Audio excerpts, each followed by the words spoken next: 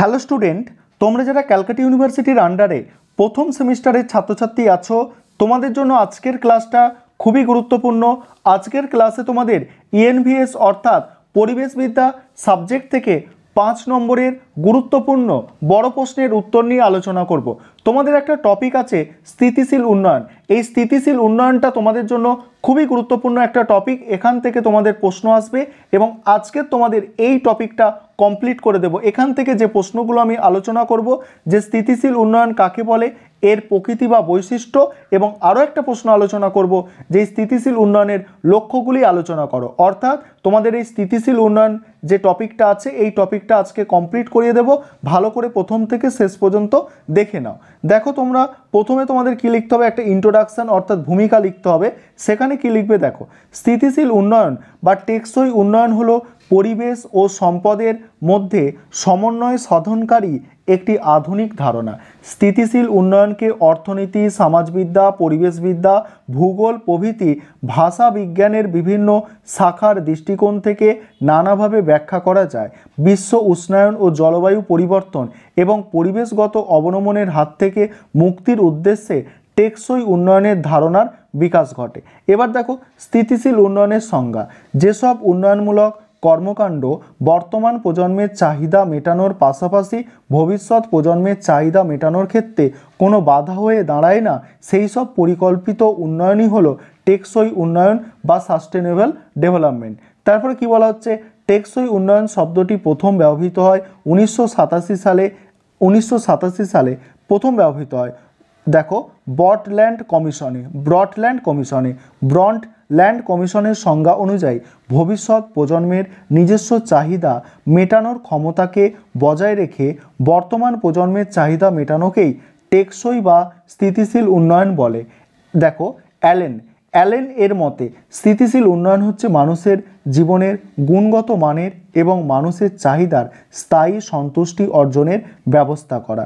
David মার্নোর মতে স্থিতিশীল উন্নয়ন মানে কোনো লক্ষ্য পূরণ নয়, এটি হলো দীর্ঘস্থায়ী এক প্রক্রিয়া এবং এক ধরনের মানদণ্ড যার মাধ্যমে মানুষের আচার ব্যবহার ও কর্মকাণ্ডের বিচার বিবেচনা করা হয়।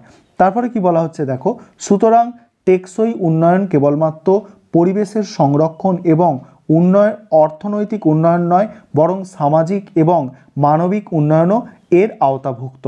তারপরে কি বলা হচ্ছে দেখো, স্থিতিশীল উন্নয়নের প্রকৃতি বা বৈশিষ্ট্য। স্থিতিশীল উন্নয়নের উপরিক্ত সংজ্ঞার পরিপ্রেক্ষিতে এর নিম্নলিখিত প্রকৃতি বা বৈশিষ্ট্য উল্লেখ করা যেতে পারে। 1 নম্বর কি পয়েন্ট আছে দেখো, প্রথম যে পয়েন্ট আছে ধারাবাহিক বা নিরবচ্ছিন্ন পদ্ধতি। স্থিতিশীল উন্নয়ন একটি ধারাবাহিক বা নিরবচ্ছিন্ন প্রক্রিয়া বা পদ্ধতি। টেকসই উন্নয়ন প্রক্রিয়ায় বর্তমানে উন্নয়ন ভবিষ্যতের উন্নয়নে বাধা না হয়ে বরং তা ভবিষ্যতের উন্নয়ন প্রক্রিয়াকে এগিয়ে নিয়ে যেতে সাহায্য করে। টেকসই উন্নয়নের মূল লক্ষ্য হলো সমস্ত মানুষের জীবনযাত্রার গুণগত মানের নিরবচ্ছিন্ন অগ্রগতি। তারপরে কি বলা হচ্ছে দেখো, দীর্ঘমেয়াদী পদ্ধতি। স্থিতিশীল উন্নয়নের মাধ্যমে শুধুমাত্র বর্তমান প্রজন্মের প্রয়োজন মেটে না, সেই সাথে ভবিষ্যৎ প্রজন্মের চাহিদা মেটানোর মতো সংস্থানও থেকে যায়, অর্থাৎ এটি দীর্ঘমেয়াদী পরিকল্পনা। তারপরে কি বলা হচ্ছে দেখো, ত্রিমাত্রিক পদ্ধতি। এটা মনে রাখবে যে স্থিতিশীল উন্নয়ন অর্থাৎ সাস্টেনেবল ডেভেলপমেন্ট একটা হচ্ছে ত্রিমাত্রিক পদ্ধতি। স্থিতিশীল উন্নয়ন হলো একটি ত্রিমাত্রিক পদ্ধতি। এর প্রধান 3টি মাত্রা হলো সমাজ, অর্থনীতি আর হচ্ছে পরিবেশ। অর্থাৎ টেকসই উন্নয়নে অর্থনৈতিক বিষয়াদি ছাড়াও সকল সামাজিক ও বাস্তুতান্ত্রিক বিষয়ের ওপর দৃষ্টি দেওয়া হয়। তারপরে বলা হচ্ছে দেখো, সামাজিক ন্যায় বিচারের সহায়ক। টেকসই উন্নয়ন সামাজিক ন্যায় বিচারের সহায়ক। টেকসই উন্নয়ন পৃথিবীর সমস্ত গরিব মানুষের চাহিদা পূরণের দিকে বেশি নজর রাখে। এটি গরিব মানুষের সামাজিক সাম্য, সামাজিক সুবিচার ও নিরাপত্তা বিধানের ওপর জোর দেয়।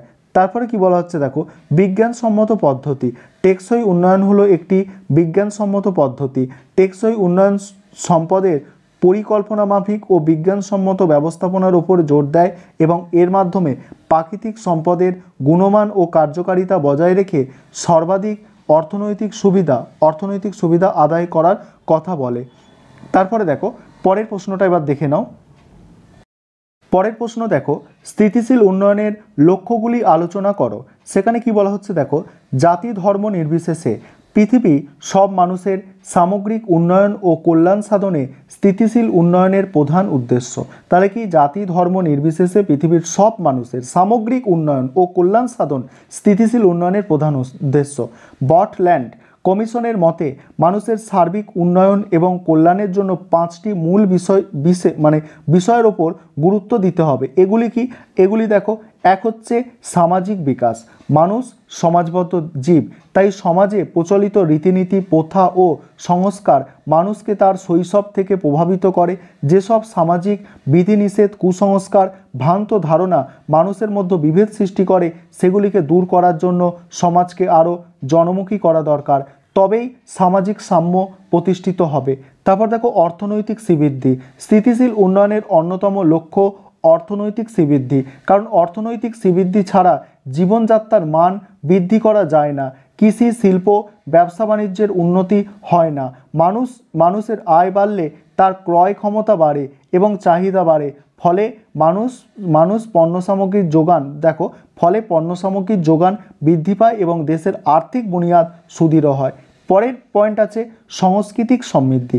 শিক্ষা জ্ঞান বুদ্ধি বিজ্ঞান দর্শন সাহিত্য ধর্ম কলা আইন বিচার ব্যবস্থা ইত্যাদি হলো মানুষের সংস্কৃতির অঙ্গ। সাংস্কৃতিক সমৃদ্ধি মনুষ্যত্বের বিকাশ ঘটায়, সভ্যতার উৎকর্ষ বাড়ায় এবং প্রকৃতি এবং মানবিক বাধাগুলিকে দূর করে। সম্পদ সৃষ্টির হাতিয়ার হিসাবে সংস্কৃতি যত উন্নত হবে, সম্পদের স্রষ্টা হিসাবে মানুষ তত কার্যকর ভূমিকা পালন করতে সক্ষম হবে। পরের পয়েন্ট হচ্ছে বাস্তুতান্ত্রিক ক্রমোন্নতি। সেখানে কি বলা হচ্ছে দেখো, বাস্তুতান্ত্রিক ক্রমোন্নতিতে পৃথিবীর সজীব উপাদান উদ্ভিদ জীবজন্তু মানুষ এবং জড় উপাদান সৌরশক্তি জল বায়ু মাটি প্রভৃতির পারস্পরিক সম্পর্কই হলো বাস্তুতন্ত্র। পৃথিবীতে এই সজীব ও জড় উপাদানগুলির মধ্যে সম্পর্ক চিরন্তন এবং এরা একে অপরের উপর নির্ভরশীল। সৌরশক্তি জল মাটি ছাড়া গাছপালা বেঁচে থাকতে পারে না।